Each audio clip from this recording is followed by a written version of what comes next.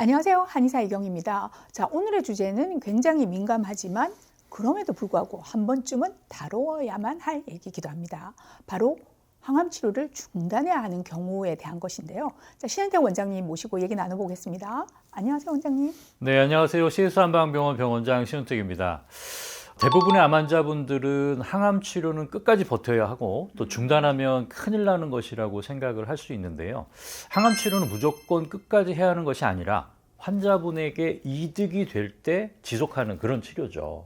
경우에 따라서는 중단하는 것이 더 이득이 될 수도 있다는 겁니다. 그럼 오늘은 의학적으로 그리고 현실적으로 항암 치료 중단을 고려해야 하는 경우와 그때의 대처법에 대해서 알아보도록 하겠습니다.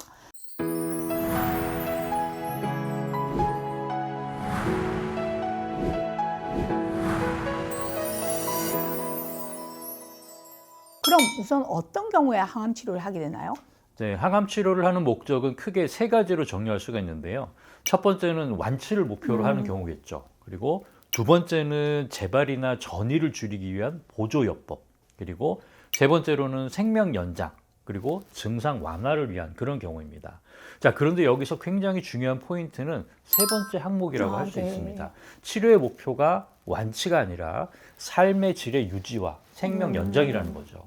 자, 이들 각각의 치료 목적에 따라서 그 중단의 기준도 달라질 것 같은데요. 일례로 완치를 목표로 항암 치료를 할 때하고 완치보다는 그 조금이나마 생명 연장을 위한 항암 치료의 경우는 아무래도 중단을 선택하는 무게가 달라지지 않을까 싶습니다.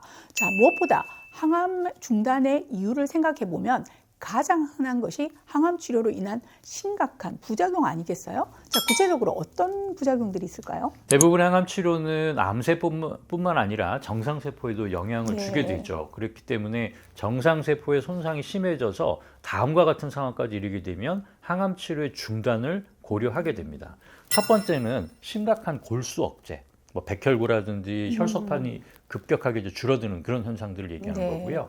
두 번째는 반복되는 폐혈증, 또 세 번째는 심장의 문제나 간이나 콩팥에 심각한 이상이 발생을 했을 때, 그리고 네 번째 중증 폐렴의 경우도 있겠죠. 마지막으로 다섯 번째는 심한 신경독성이 있는 경우인데, 특히나 고령의 암 환자분이나 기저질환이 있었던 분들에게는 치명적일 수 있기 때문에 더더욱 중단 여부를 고려를 하게 됩니다. 사실 이런 이유 때문에 항암 치료 중인 분들은 신체 상태 변화에 대해 면밀히 지속적으로 관찰해야 하고, 또 같은 이유로 저희 CSR 같은 2차 병원에서 검사와 치료 및 관리를 받게 되는 건데요. 근데 힘들어도 무조건 참아야겠다라는 환자분들도 많이 보게 됩니다. 참는다고 이게 해결되는 문제 아니지 않습니까? 네, 맞습니다. 치료로 인해서 자칫 생명이 더 위험해질 수 있다면 그건 이미 치료의 목적을 상실했다고 봐야 되겠죠. 부작용 외에 또 다른 중요한 중단 사유로는 이 목표한 항암 치료의 반응이 제대로 나오지 않을 때, 이때가 아닐까 싶습니다. 네, 그렇습니다. 그 부분도 중요한 이제 중단 사유가 되는데요. 힘들게 부작용을 감수하면서 항암 치료를 이어나가고 계신데 영상 검사를 해봤더니 검사에서 암이 계속 커지거나 네. 또 새로운 전이가 생기는 경우는 치료의 실패로 보게 되는 거죠. 네. 자, 이런 경우는 두 가지 선택지가 있는데요. 하나는 항암제를 변경하는 것. 네. 또 다른 하나는 더 이상 적극적인 항암을 하지 않는 것입니다. 그런데 더 이상 쓸 수 있는 항암제가 없다든지 환자분의 체력이 너무 떨어져 있게 되면 항암 치료의 중단을 고려하게 되는 것이죠. 그 환자의 체력이 너무 떨어져 있다는 건 어느 정도의 상황을 의미하는 걸까요? 보통 ECOG 수행 능력 지표를 활용하는데 환자분이 거의 누워서 지내는 상태이시거나 스스로 식사나 보행이 불가한 경우라면 항암 치료를 지속하는 것은 오히려 수명을 더 단축시킬 가능성이 높습니다. 네, 항암 치료를 하면서 극심한 구토나 설사가 지속된다든지 통증이 더 심해진다든지 입원을 반복해서 해야 할 정도로 신체 상태가 저하되는 경우, 그리고 일상생활이 완전히 불가능한 상태 등이라면 이 치료가 정말 나에게 도움이 되는가? 이런 근본적인 질문을 해봐야 할 것 같습니다. 그런데 원장님, 이런 경우라고 해도 항암 치료의 중단에 대한 결정은 결국 환자의 몫이잖아요. 네, 물론입니다. 방금 말씀드린 부정적인 경우도 그렇지만 반대로 의학적인 판단에서는 항암 치료가 가능하다고 해도 네. 환자분이 원하지 않는 경우도 있을 수 있거든요. 그리고 그런 경우 역시 환자의 결정대로 중단할 수밖에 없는데요.